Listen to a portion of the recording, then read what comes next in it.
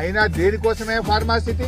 Already గత ప్రభుత్వం మా ప్రభుత్వం ఉన్నప్పుడు 14,000 ఎకరాల భూమిని ఫార్మాసిటీ కోసం సేకరించినాం. ఆడబెట్టు ఫార్మాసిటీ, ఆడ ఫార్మాసిటీ పెట్టగానే ఎవరొద్దంటున్నారు?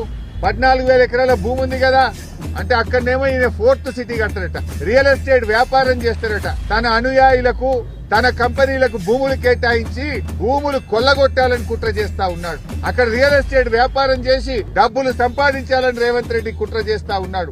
ఈ భూములేమో ఫార్మాసిటీ కోసం సేకరించిన భూములు రియల్ ఎస్టేట్ వ్యాపారం చేస్తారట. కొత్తగా జహీరాబాద్ లో కొడంగల్ల పోయి దళిత గిరిజనుల భూములు లాక్కుంటారట. ఇందిరమ్మ రాజ్యం అంటే ఇదేనా? ఏం చెప్పింది ఇందిరమ్మ?